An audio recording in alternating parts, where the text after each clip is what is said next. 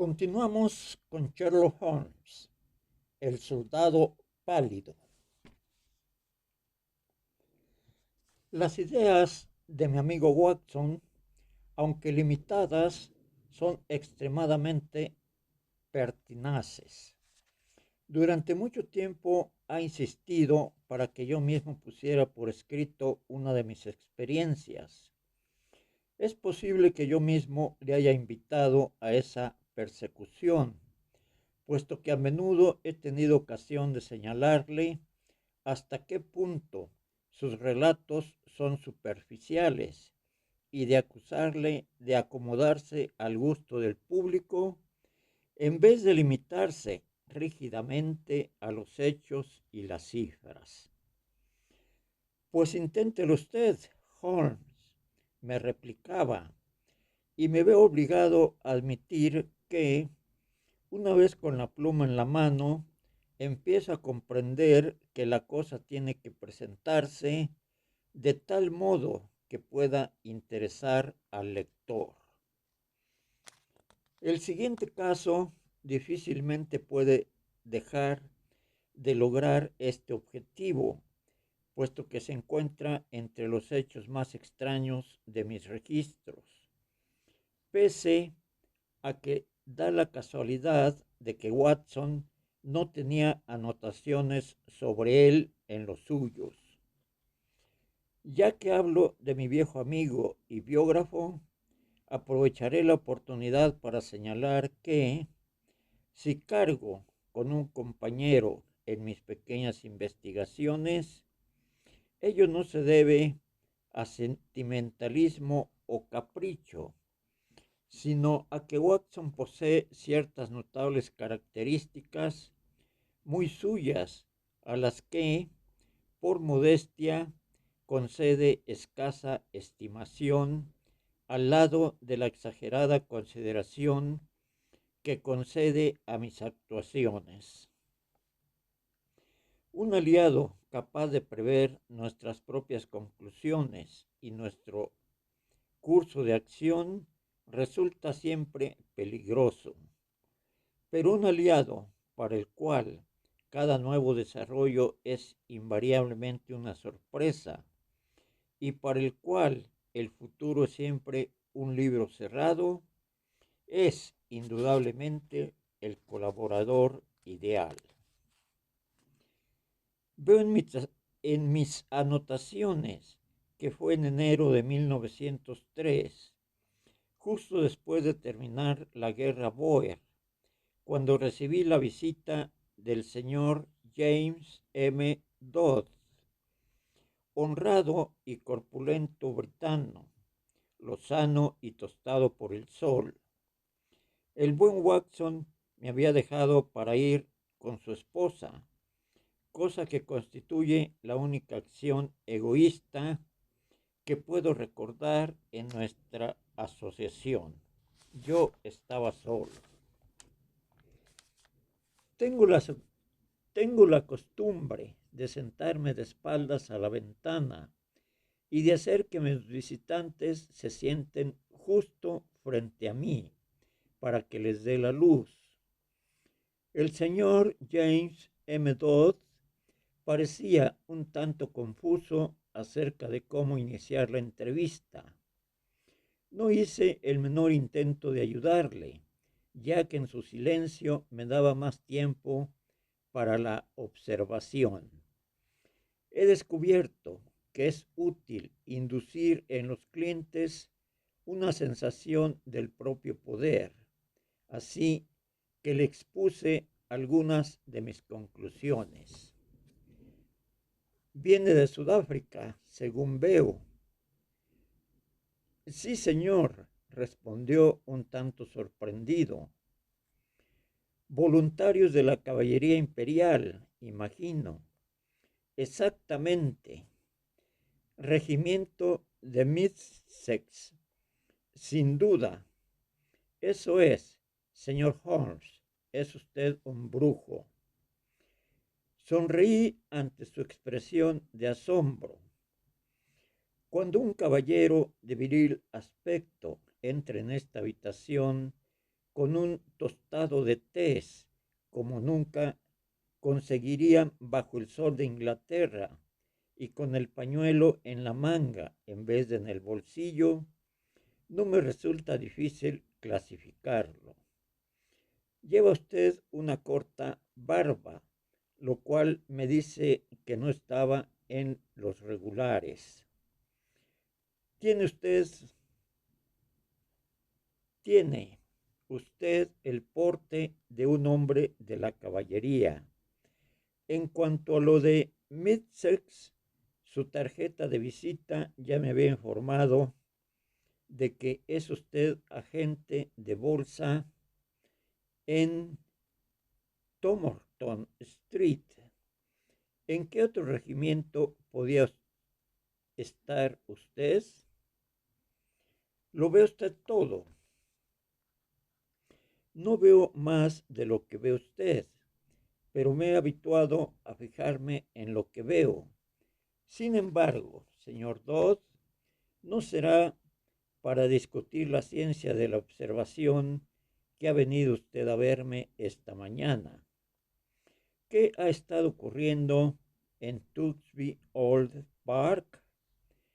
Señor Holmes, mi querido señor, no hay ahí ningún misterio. Su carta me llegó con este encabezamiento y dado que me pedía una entrevista de modo realmente apremiante, estaba claro que había tenido lugar algo súbito e importante. Sí, desde luego, pero la carta fue escrita por la tarde y desde entonces han ocurrido muchas cosas. Si el coronel Edgeworth no me hubiese echado a puntapiés,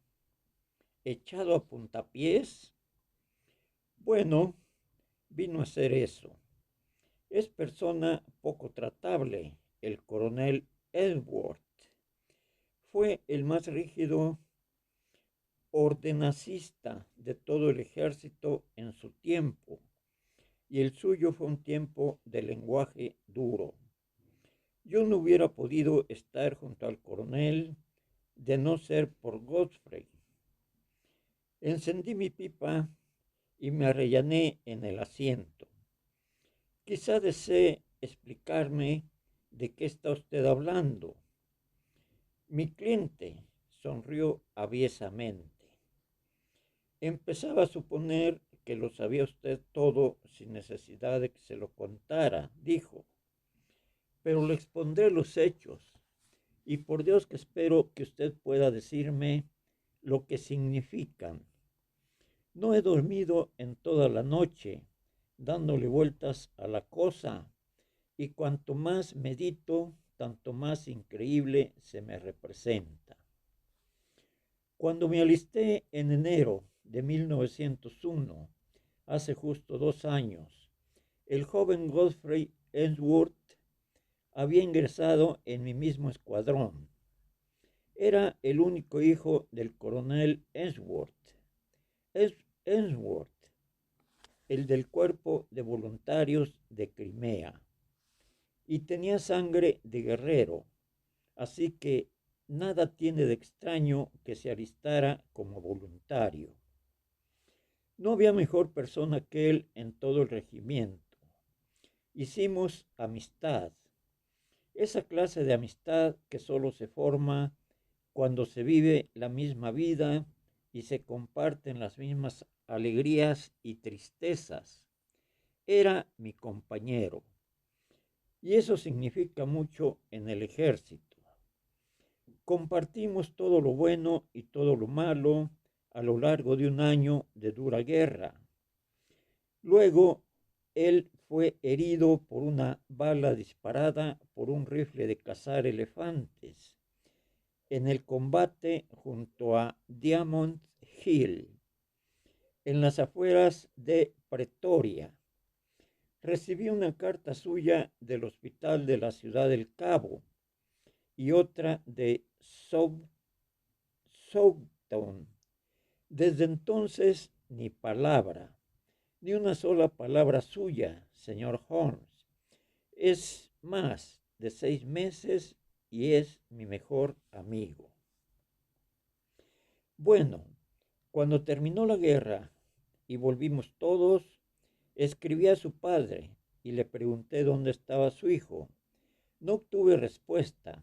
Esperé un tiempo y volví a escribir. En esta ocasión recibí respuestas. Una respuesta breve y hosca.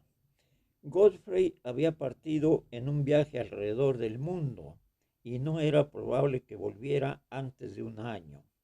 Eso fue todo. Me quedé satisfecho, señor Holmes.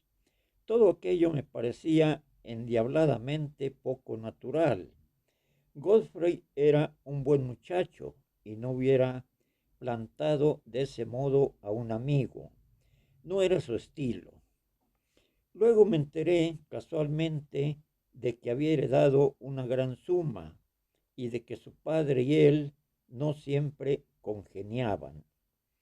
El viejo era a veces muy rudo y el joven Godfrey tiene demasiado temperamento para aguantar ciertas cosas. No quedé satisfecho y decidí llegar hasta el fondo del asunto. Resultó, sin embargo, que mis propios asuntos tenían gran necesidad de ser reenderezados después de 2 años de ausencia, de modo que no ha sido sino hasta esta semana que he podido volver al caso de Godfrey. Pero ya que me he puesto en eso, pienso dejar de lado toda otra cosa hasta aclararlo todo. El señor James M. Dodd parecía ser la clase de persona que es mejor tener por amigo que por enemigo. Sus ojos azules tenían una mirada severa y sus fuertes mandíbulas se contraían duramente al cerrarse. Bien, ¿qué ha hecho usted?, pregunté. Mi primer movimiento fue ir a su casa, Tewkesbury Old Park, cerca de Bedford, y ver por mí mismo el terreno. Escribí, por lo tanto, a su madre, porque demasiado trato había tenido ya con el bruto de su padre, y llevé a cabo un puro y simple ataque frontal. Godfrey era mi mejor amigo. Me interesaba muchísimo contarle a su madre nuestras experiencias comunes. Tenía que ir por aquellos alrededores. ¿Tenía ella alguna objeción, etcétera? En respuesta, recibí una carta muy amable y un ofrecimiento para alojarme por una noche. Eso fue lo que me llevó allí el lunes. Tewkesbury Old Park es inaccesible. Son 5 millas desde cualquier punto habitado. No había ningún coche en la estación, de modo que tuve que andar, llevando mi maleta, y casi había anochecido cuando llegué. Es un gran edificio solitario en medio de un extenso parque. Diría que en él se combinan toda clase de épocas y estilos, empezando por un fundamento isabelino hecho en parte de madera y acabando con un pórtico victoriano. Dentro todo era artesonados, tapicerías y viejas pinturas medio borradas, una casa de sombra y misterio. El mayordomo, el viejo Ralph, parecía tener la misma edad de la casa y quizás su mujer sea más vieja todavía. Ella había sido el aya de Godfrey y yo le había oído hablar de ella como la persona a quien más quería, después tan solo de su madre. De modo que yo sentí simpatía por ella a pesar de su raro aspecto. También me cayó bien la madre, una mujer que recuerda a un simpático ratoncito. Solamente sentía aversión por el coronel. Enseguida tuvimos algunos conflictos, él y yo, y hubiera vuelto de inmediato a la estación de no ser porque de haberlo hecho le hubiera estado haciendo el juego. Me guiaron a su estudio y allí lo encontré.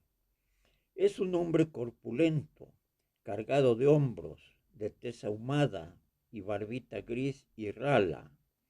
Estaba sentado detrás de un escritorio atestado de objetos.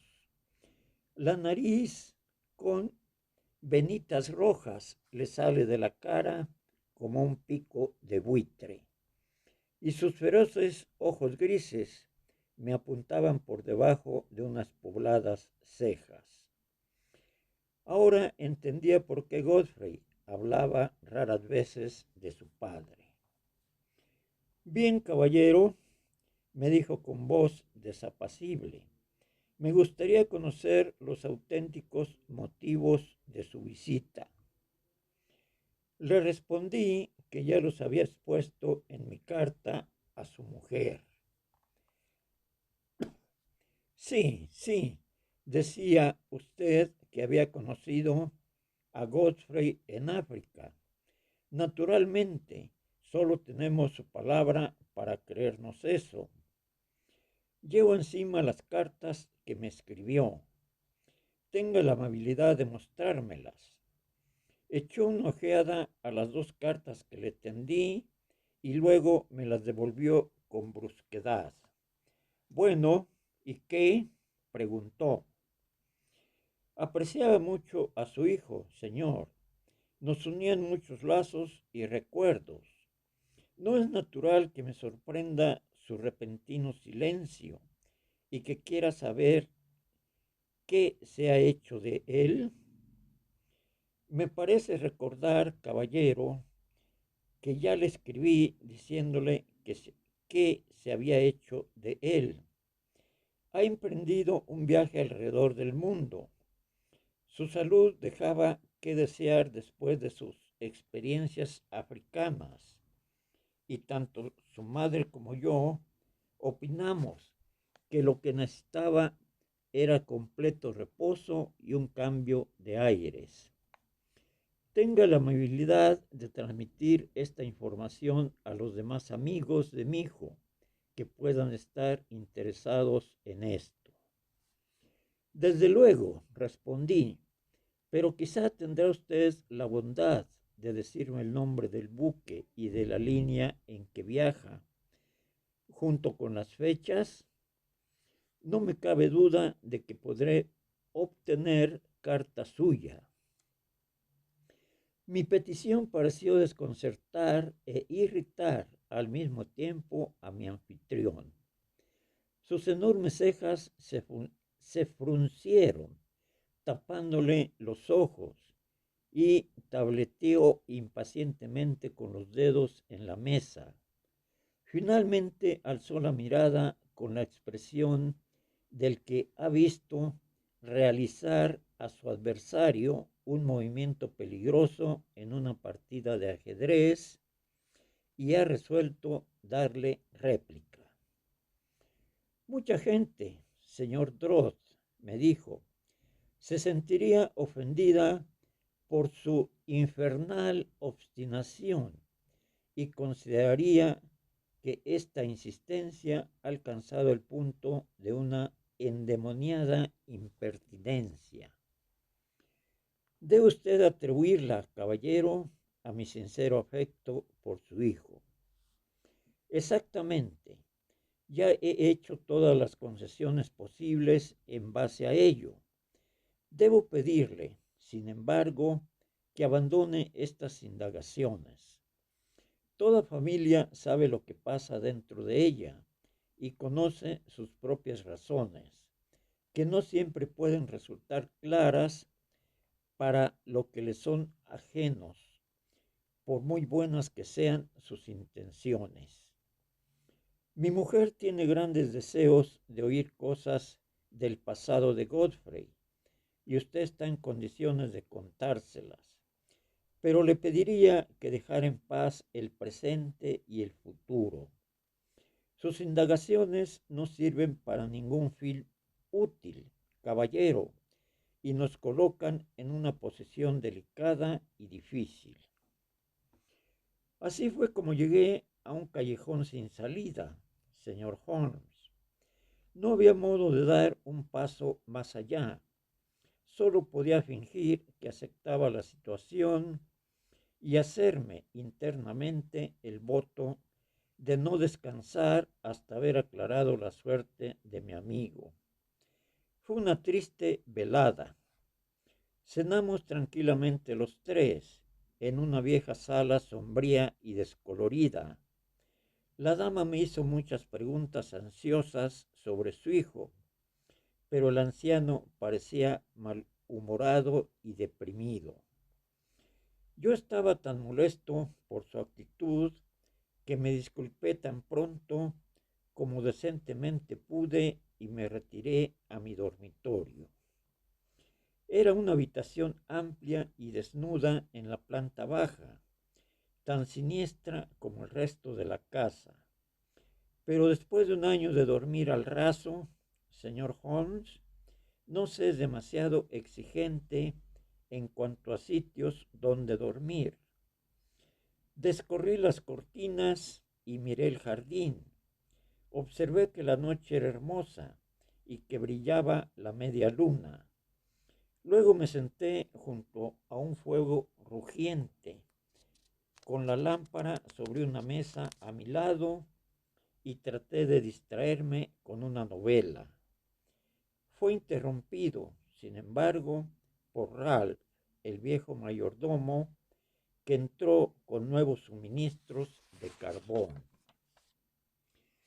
He pensado que quizá le faltaría combustible para pasar toda la noche, señor.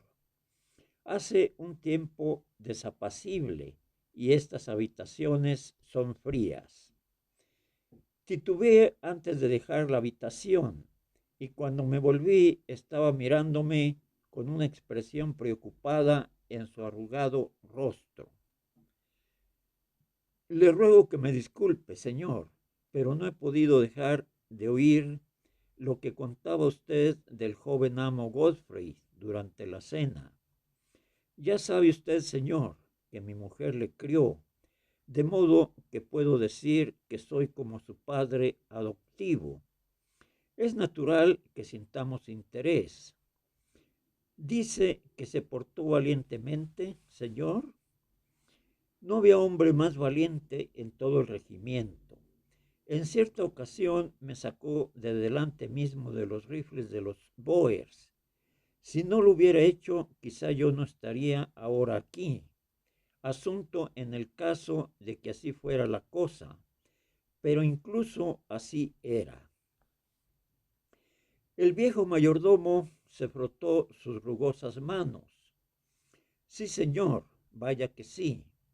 Ese es el amo Godfrey en persona. Siempre fue valiente. En todo el parque, señor, no hay árbol al que él no haya trepado. Nada podía detenerle. Era un gran muchacho, oh señor. Era un magnífico hombre. Me puse en pie de un salto. Un momento, grité. ¿Dice usted que era? Habla como si estuviera muerto. ¿Qué es todo este misterio? ¿Qué ha sido de Godfrey Ainsworth? Así, el anciano, por los hombros, pero él se liberó. No sé lo que quiere usted decir, señor. Pregúntesele al amo. Por el amo Godfrey, él lo sabe. No es cosa mía interferir. Ya se iba de la habitación, pero yo le retuve haciéndole del brazo. Escuche, dije, va a contestarme una pregunta antes de marcharse, aunque tenga que retenerle toda la noche. ¿Está muerto Godfrey? No podía afrontar mi mirada. Era como un hombre hipnotizado. La respuesta le fue arrancada de los labios y fue una respuesta terrible e inesperada. Dios quisiera que lo estuviera, gritó, y liberándose salió precipitadamente de la habitación. Como supondrá, señor Holmes, volví a mi asiento en un estado de ánimo muy poco agradable. Me parecía que las palabras del anciano solo admitían una interpretación. Evidentemente, mi pobre amigo se había visto mezclado en algún asunto criminal o por lo menos deshonroso que afectaba el honor de la familia. Aquel severo anciano había alejado a su hijo, ocultándole ante el mundo para que algún escándalo no saliera a la luz pública. Godfrey era un hombre atrevido. Era fácilmente influenciable por los que le rodeaban. Sin duda había caído en mala compañía y le habían guiado a una ruina, a su ruina. Era un pésimo mi deber el localizarle y averiguar si podía ayudarle. Estaba cavilando inquietamente sobre todo eso cuando alcé la mirada y allí estaba frente a mí Godfrey Ainsworth. Mi cliente hizo una pausa como quien está muy emocionado. Le ruego que prosiga, dije. Su problema presenta ciertos aspectos realmente inusuables. Estaba en la parte exterior de la ventana, señor Holmes, con la cara apretada contra el cristal. Ya le he dicho que antes había mirado qué noche hacía. Al hacerlo dejé las cortinas parcialmente recorridas. Su rostro estaba enmarcado entre ellas. La ventana llegaba hasta el nivel del suelo y pude verle de cuerpo entero, pero fue su rostro el que retuvo mi atención. Estaba mortalmente pálido. Nunca he visto un hombre tan blanco. Imagino que los fantasmas deben tener ese aspecto, pero su mirada se encontró con la mía y sus ojos eran los de un hombre viviente. Saltó hacia atrás cuando vio que yo le estaba mirando y se desvaneció en las tinieblas. Había algo muy chocante en aquel hombre, señor Holmes, algo que no era solamente aquel rostro espectral que brillaba en las tinieblas con una blancura lunar.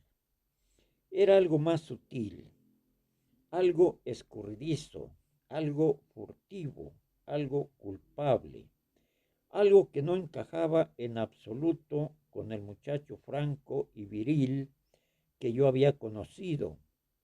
Aquello dejó en mi espíritu una sensación de horror. Pero cuando uno se ha pasado un año jugando a los soldados, con el hermano Boer como compañero de juego, uno sabe dominar los nervios y actuar a prisa. Apenas había desaparecido Godfrey cuando estaba yo en la ventana.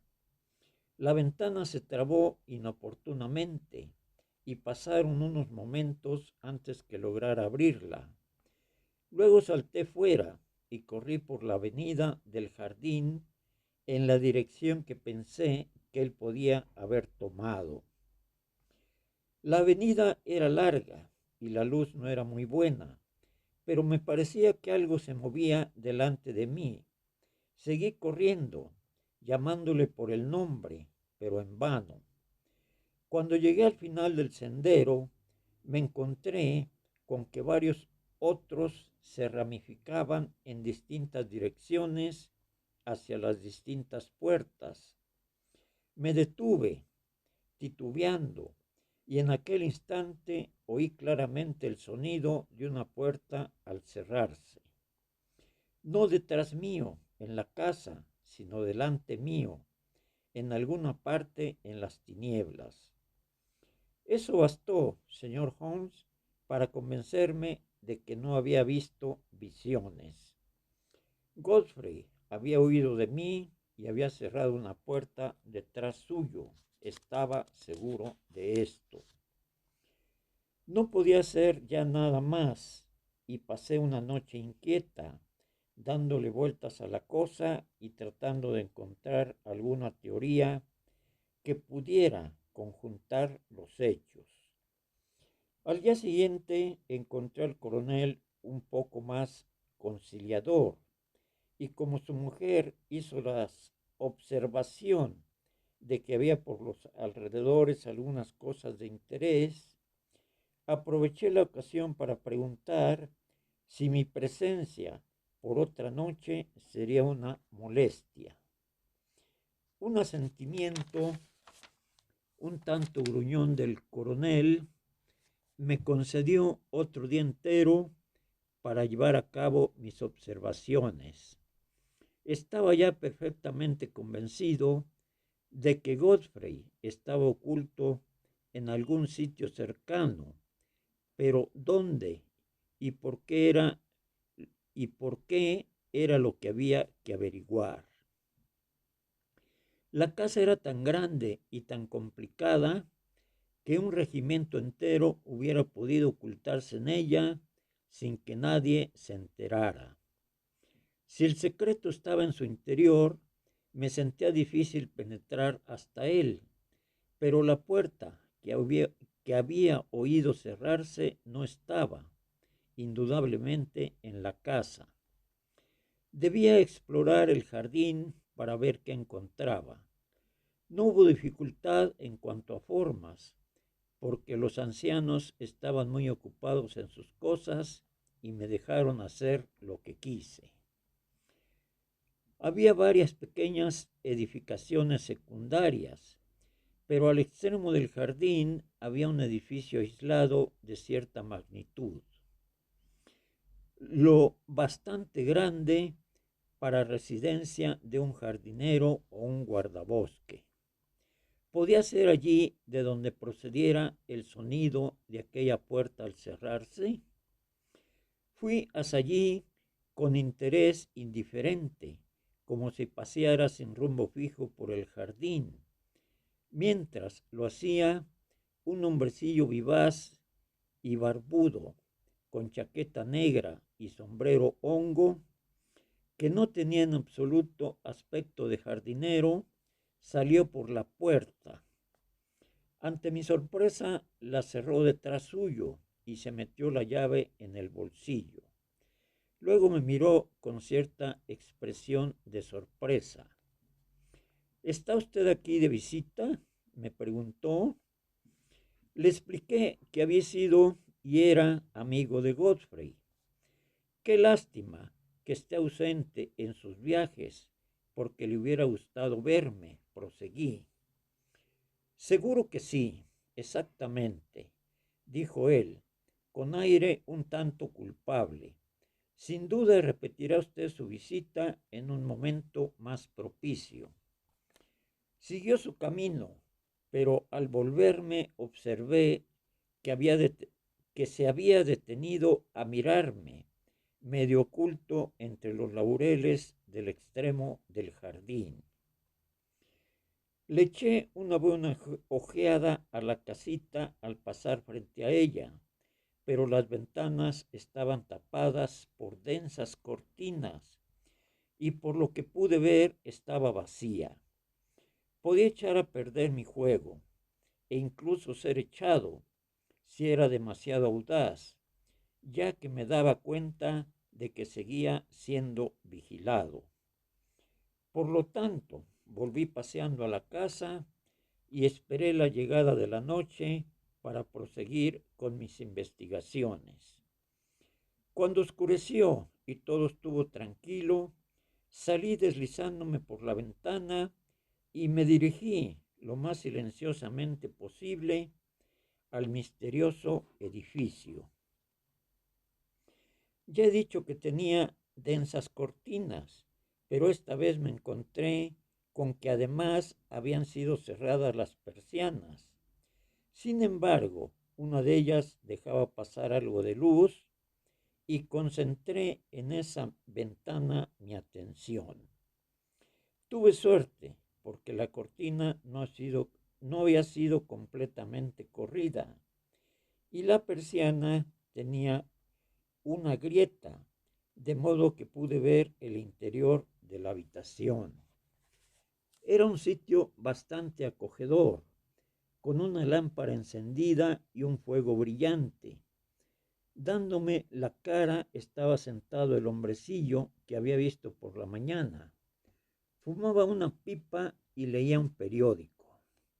¿Qué periódico?, pregunté yo. Mi cliente pareció molesto por la interrupción de su relato. ¿Importa eso?, preguntó. Es absolutamente esencial. Lo cierto es que no me fijé. Quizá observara usted si era un periódico de gran tamaño o de ese formato más pequeño que uno relaciona con los semanarios. Ahora que lo dice, no era grande. Podía haber sido el Espectador. Sin embargo, dispensé muy poca atención a esa clase de detalles porque un segundo hombre estaba sentado de espaldas a la ventana y hubiera podido jurar que ese hombre era Godfrey. No pude verle la cara, pero me era familiar el sesgo de los hombros. Estaba apoyado sobre el codo en actitud sumamente melancólica, vuelto hacia el fuego. Yo estaba titubeando sobre lo que debía ser cuando sentí un seco golpecito en el hombro y allí, junto a mí, estaba el coronel Ensworth. Acompáñeme, caballero, dijo en voz baja. Se encaminó en silencio hacia la casa y yo le seguí hasta mi propio dormitorio. Él había tomado una guía de trenes en el vestíbulo. Hay un tren para Londres a las 8:30, dijo. El coche le estará esperando en la puerta a las 8. El coronel estaba lívido de rabia y, a decir verdad, me sentí en una posición muy difícil que no pude hacer otra cosa que balbucear unas cuantas disculpas incoherentes, tratando de ampararme en la inquietud que sentía por mi amigo. Ese asunto no admite discusión, dijo él abruptamente. Ha cometido usted una injustificable intrusión en la intimidad de nuestra familia. Estaba aquí como huésped y se ha convertido en espía. No tengo nada más que decir, caballero, salvo que no deseo volver a verle jamás. Ante aquello, perdí el control, señor Holmes, y hablé con cierto acaloramiento. He visto a su hijo y estoy convencido de que por alguna razón que usted sabrá le tiene oculto del mundo. No tengo ni idea de cuáles son sus motivos para aislarle de ese modo, pero estoy seguro de que Godfrey no tiene libertad de movimientos. Le advierto, coronel Ensworth, de que hasta estar seguro de la seguridad y el bienestar de mi amigo, no desistiré en mis esfuerzos por llegar al fondo del misterio. Y desde luego no voy a admitir que me intimide nada de lo que usted pueda decir o hacer. El anciano tenía un aire diabólico y realmente pensé que iba a agredirme. Ya he dicho que era un viejo gigante, flaco e imponente, y aunque yo no soy un alfeñique, hubiera tenido grandes dificultades para no ser vencido. Sin embargo, tras arrojarme una larga mirada enfurecida, dio media vuelta y salió de la habitación. En cuanto a mí, tomé por la mañana el tren indicado con la intención ya formada de acudir directamente a usted y pedirle su consejo y ayuda, a cuyo objeto ya le he escrito. Así era el problema que mi visitante me había expuesto. Presentaba, como el lector astuto habrá ya comprobado, pocas dificultades en cuanto a su solución, ya que en la raíz del asunto solo podía haber una limitadísima serie de alternativas.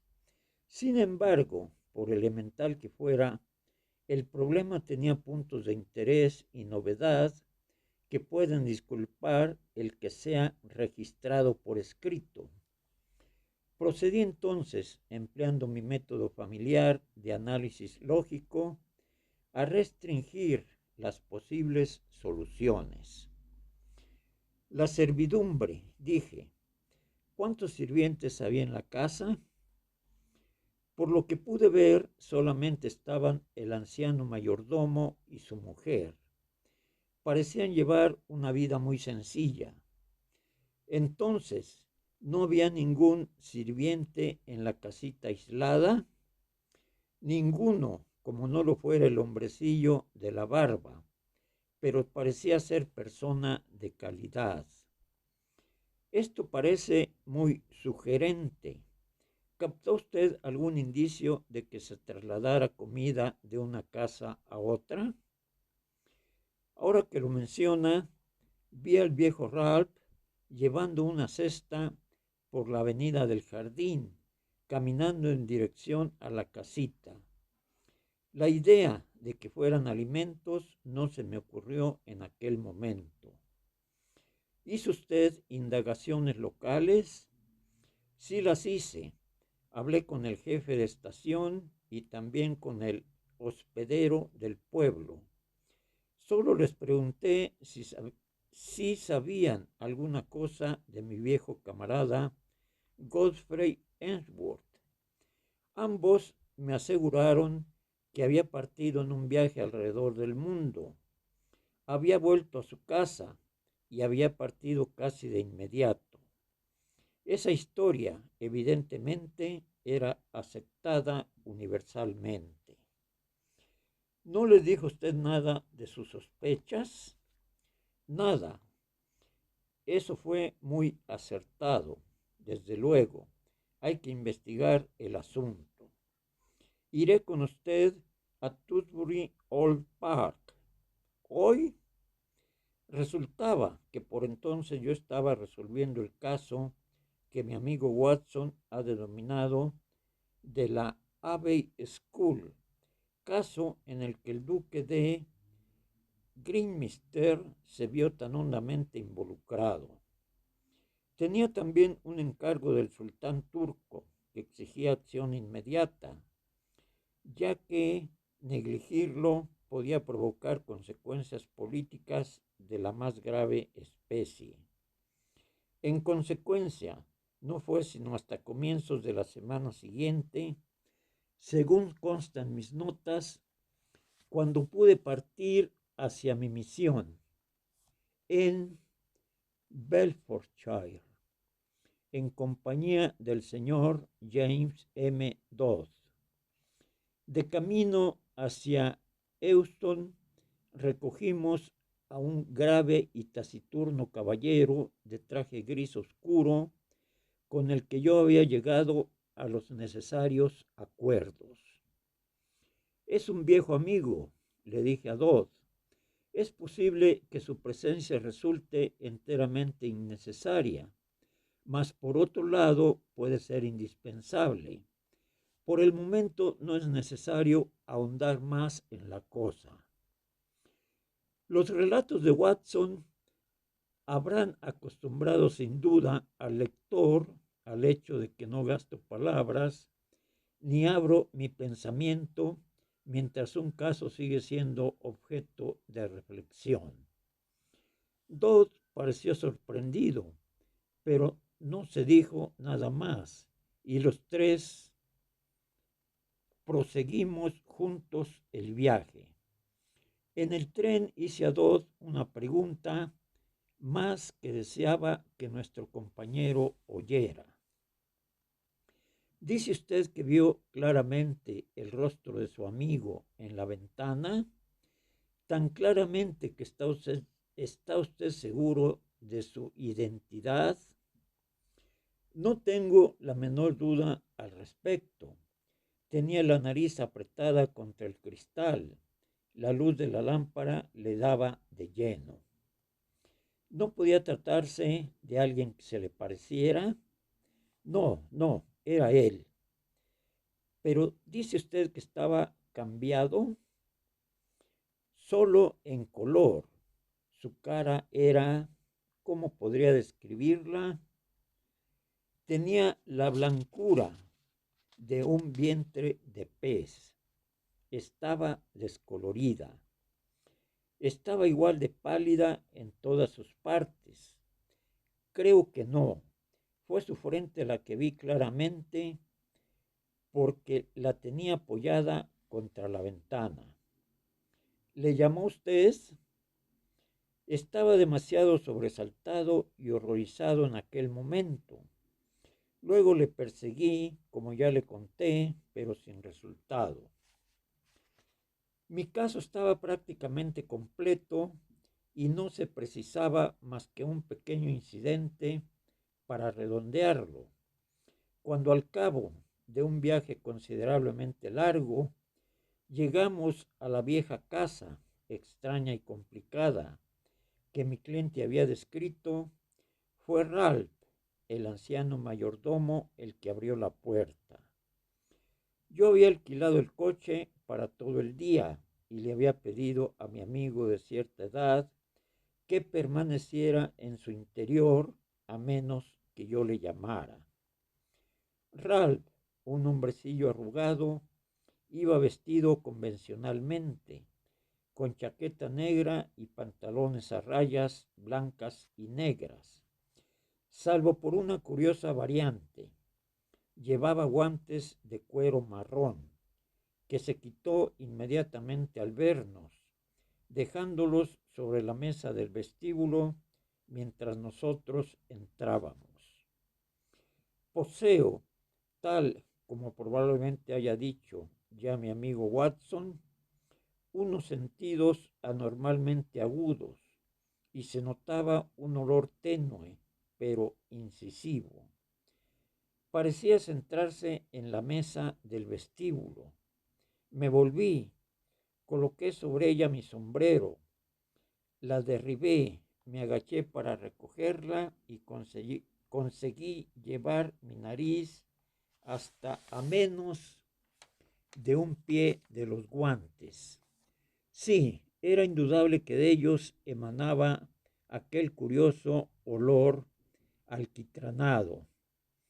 Entré al estudio con mi caso ya completo. Ay, tener que mostrar las cartas que tengo en la mano cuando soy yo mismo el narrador de mi historia, era ocultando esos eslabones de la cadena que Watson podía producir sus adulterados efectos finales. El coronel Ellsworth no estaba en su habitación, pero acudió apresuradamente al recibir el mensaje de Ralph. Oímos sus pasos vivos y rápidos en el pasillo. Se abrió la puerta bruscamente y el coronel penetró en la habitación con la barba erizada y las facciones convulsionadas. Era el anciano más terrible que yo haya visto nunca. Tomó nuestras tarjetas, las rompió, tiró al suelo los pedazos y los pisoteó. No le había dicho, infernal, me tomen todo, que le prohibía la entrada en esta casa, que no se atreviera a volver a mostrar por aquí su endemoniada cara. Si vuelve a entrar sin mi permiso, me consideraré autorizado a emplear la violencia. Le pegaré un tiro, señor. Por Dios que se lo pegaré. En cuanto a usted, caballero, dijo volviéndose hacia mí, aplíquese la misma advertencia. Conozco su innoble profesión, pero deberá irse con sus reputados talentos a otra parte. Aquí no tiene nada en qué emplearse. No puedo irme de aquí, dijo mi cliente firmemente, hasta que oiga de labios del propio Godfrey que no está sometido a coacción. Nuestro involuntario anfitrión hizo sonar la campanilla. Ralph, dijo, telefonea a la policía del distrito y pídele al inspector que envíe 2 agentes. Dile que hay ladrones en la casa. Un momento, dije yo. Debe usted saber, señor Dodd, que el coronel Ellsworth está en su perfecto derecho y que nosotros no tenemos ninguna autoridad legal en su casa. Por otra parte, el coronel reconocerá que su actitud responde enteramente a su solicitud por su hijo. Me atrevería a afirmar que se nos permitieran 5 minutos de conversación con el coronel Ellsworth. Podría hacerle cambiar de idea. No cambió de idea fácilmente, dijo el viejo soldado. Ralph, haz lo que te he dicho. ¿Qué diablos estás esperando? Llama a la policía. Nada de eso, dije, apoyando la espalda contra la puerta. Una intervención de la policía podría desencadenar la catástrofe que usted teme. Tomé mi libreta de notas y escribí algo en una hoja suelta. Esto, dije, tendiéndole la hoja al coronel Ellsworth, es lo que nos ha traído aquí. Miró la hoja y de su cara se desvaneció toda expresión que no fuera asombro. ¿Cómo lo sabe? Dijo, entrecortadamente, sentándose pesadamente. Estoy obligado a saber cosas. Mi profesión consiste en eso. Se quedó un rato en profunda meditación, meseándose la desordenada barba con su seca mano. Luego hizo un ademán de resignación. Está bien, si quieren ver a Godfrey, le verán. No ha sido voluntad mía, me han forzado la mano. Ralph, dígale al señor Godfrey y al señor Kent que estaremos con ellos en 5 minutos. Una vez transcurrido ese tiempo, recorrimos el sendero del jardín y llegamos frente a la misteriosa casa que estaba en su extremo. En la puerta estaba un hombrecillo barbudo, con una expresión de considerable asombro en el rostro. Esto es muy repentino, coronel Ellsworth, dijo. Alterará nuestros planes. No puedo impedirlo, señor Kent. Nos han forzado la mano. ¿Puede recibirnos el señor Godfrey? Sí, está dentro esperando. Se volvió y nos precedió a una amplia habitación frontal, sencillamente amueblada. Allí había un hombre, de espaldas al fuego, y al verlo mi cliente saltó adelante con la mano tendida. Godfrey, amigo, esto es estupendo. Pero el otro le hizo seña de mantenerse alejado. No me toques, Jimmy, guarda la distancia. Sí, mírame. No tengo el mismo aspecto que el apuesto cabo de lanceros Ellsworth del escuadrón B, ¿verdad? Su aspecto era ciertamente extraordinario. Se veía que había sido un hombre realmente bien parecido, de facciones bien dibujadas y tostadas por el sol africano, pero ahora su cara estaba moteada de manchas. Sobre la superficie morena, unas curiosas manchas blancuzcas le habían decorado la piel. Es por esto que no quiero visitas, dijo. No me importa en tu caso, Jimmy, pero hubiera preferido que vinieras sin tu amigo. Supongo que has tenido una buena razón para traerlo, pero me coges de sorpresa. Quería estar seguro de que no te pasaba nada, Godfrey. Te vi aquella noche cuando miraste por mi ventana y no pude dejar el asunto hasta retenerlo todo claro. El viejo Ralph me dijo que había llegado y no pude contenerme de ir a echar una ojeada. Esperé que no me vieras y tuve que correr a esconderme a mi madriguera cuando oí que se abría la ventana. Pero, en nombre del cielo, ¿qué es lo que ocurre? Bueno, no es una historia larga de contar, dijo Godfrey, encendiendo un cigarrillo. ¿Recuerdas aquel combate del amanecer en las afueras de Pretoria, junto a las vías del ferrocarril oriental? ¿Verdad que dijeron que había sido herido? Sí, eso oí, pero no conseguí detalles. 3 de nosotros quedamos descolgados del resto. Era un terreno muy irregular, como recordarás. Éramos Simpson, ese al que llamamos Calvito Simpson, Anderson y yo. Estábamos zurrando al hermano Boer, pero estaba al acecho y nos atrapó a los 3. Los otros 2 fueron muertos. Yo recibí en el hombro una bala para elefantes. Me así al caballo, sin embargo, y galopé varias millas hasta que me desmayé y caí de la silla. Cuando volví en mí estaba anocheciendo. Me puse en pie, sintiéndome muy débil y enfermo. Ante mi sorpresa había una casa muy cerca de donde estaba, una casa muy grande, con anchos peldaños de entrada y muchas ventanas. El frío era espantoso, con el anochecer. Era un frío mortal, nauseabundo, muy distinto de un saludable y vivo helor.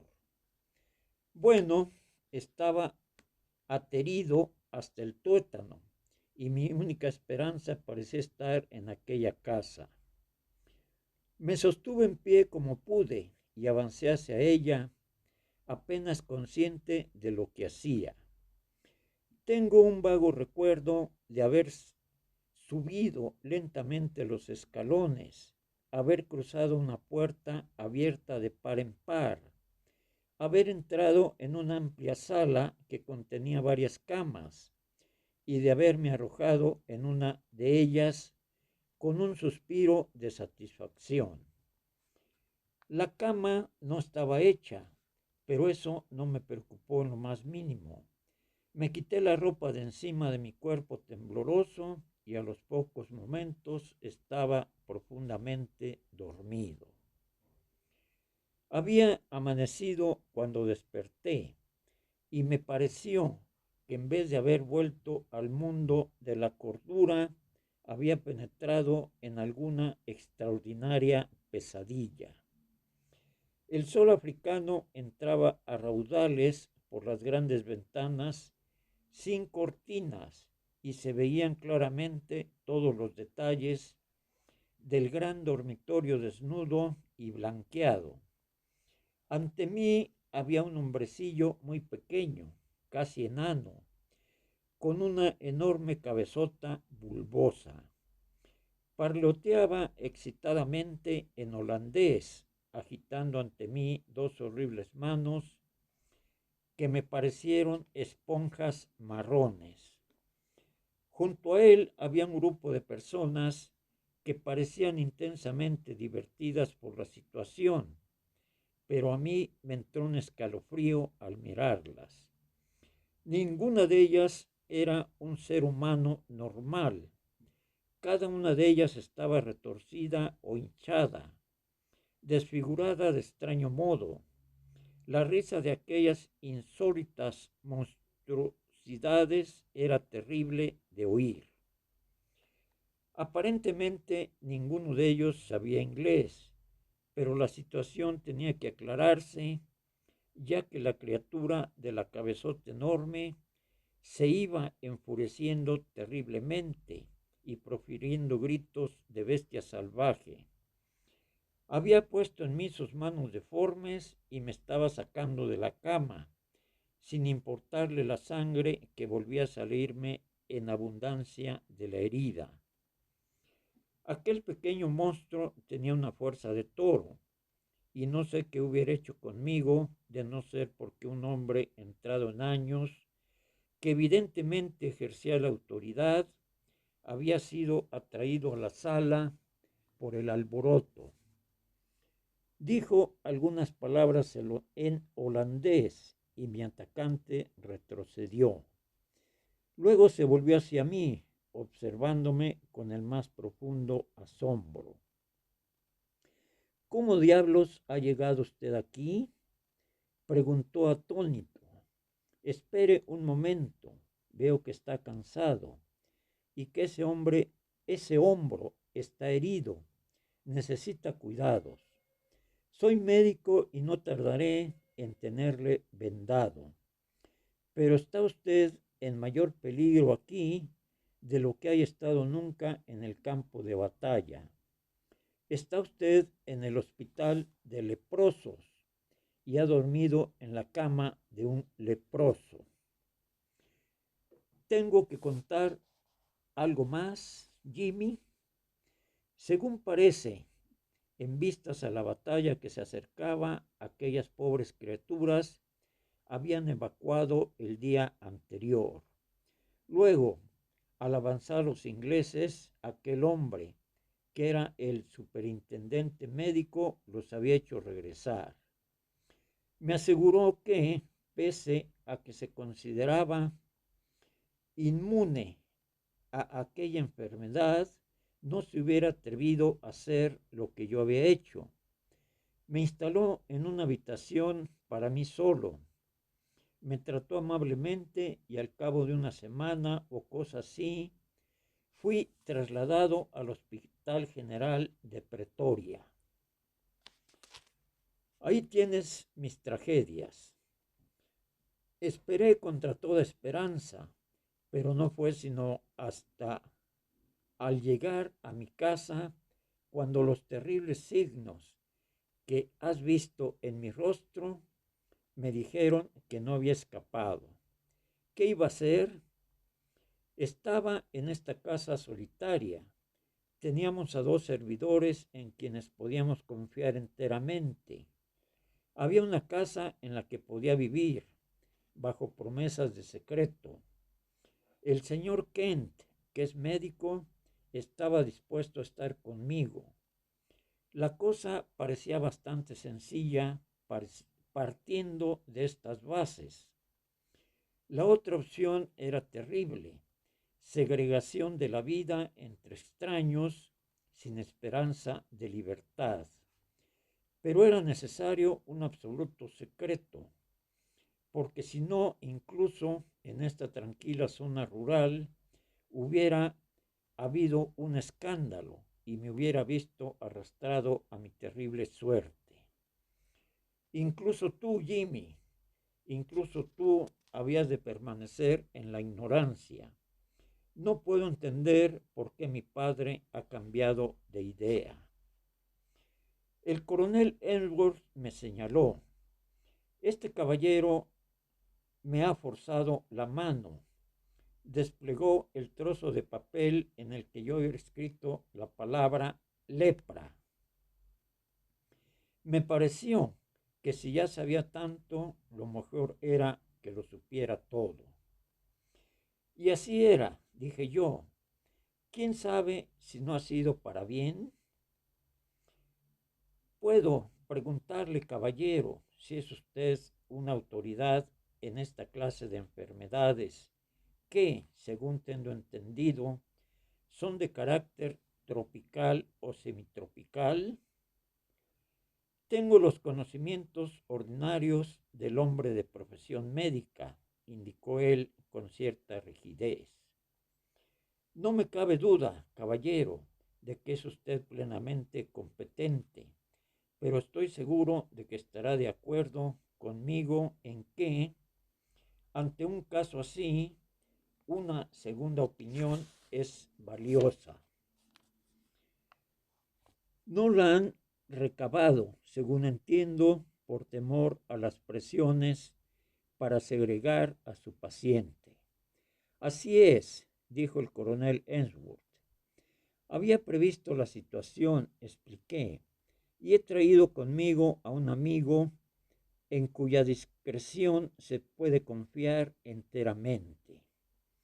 En cierta ocasión pude prestarle cierto servicio profesional y está dispuesto a emitir una opinión como amigo antes que como especialista. Se llama Charles Saunders. La perspectiva de una entrevista con el general Lord Roberts no hubiera provocado mayor asombro y placer en un oficial subalterno que los que ahora se reflejaban en el rostro del señor Kent. Desde luego, será para mí un orgullo, murmuró. Entonces le pediré a Sir James que venga. Ahora está en el coche ante la puerta. Entre tanto, coronel Ainsworth, quizá podríamos reunirnos en su estudio. Allí daré las explicaciones necesarias. Y en este punto, donde echo en falta a mi Watson, valiéndose de astutas preguntas y exclamaciones de asombro, él sabe elevar mi simple arte, que no es sino sentido común sistematizado, a la dimensión de prodigio. Al contar yo mi propia historia, no dispongo de tal ayuda, pero voy a ofrecerles mi proceso de ideas tal como lo expuse a mi pequeña audiencia, que incluía a la madre de Godfrey en el estudio del coronel Ainsworth. Este proceso de ideas, dije, parte del supuesto de que cuando se ha eliminado todo lo imposible, lo que queda entonces, por improbable que resulte, ha de ser la verdad. Puede muy bien ser que queden en pie varias explicaciones, y en este caso se hace una prueba tras otra hasta que una de ellas adquiere una convincente base de apoyo. Aplicaremos ahora este principio al caso que nos ocupa. Tal como me fue expuesta inicialmente, la reclusión o encarcelamiento de este caballero en una dependencia aislada de la casa de su padre admitía tres posibles explicaciones. Estaba la explicación de que se ocultaba tras un crimen, o la de que estaba loco y se le quería evitar el manicomio, o la de que tenía alguna enfermedad que conducía a su segregación. No se me ocurrían otras soluciones adecuadas. Eran pues estas tres las que tenían que ser sopesadas y comparadas entre sí. La solución criminal no sostenía el análisis. No se ha denunciado ningún crimen irresuelto en este distrito. Estaba seguro de esto. De haberse producido un crimen todavía no descubierto, entonces, evidentemente, el interés de la familia hubiera estado en separarse del delincuente y en enviarlo al extranjero, antes que conservarlo oculto en la casa. Yo no veía explicación para esta línea de conducta. La demencia era más plausible. La presencia de una segunda persona en la casita sugería un guardián. El hecho de que cerrara la puerta al salir fortalecía esta suposición y sugería una idea de coacción. Por otra parte, esta coacción no podía ser dura, ya que de haberlo sido, este joven no hubiera podido escaparse para echarle una ojeada a su amigo. Recordará usted, señor Dodd, que obtuve de usted ciertos datos preguntándole, por ejemplo, cuál era el periódico que leía el señor Kent. Si hubiera sido el Lancet o el Medical Journal, eso me hubiera ayudado.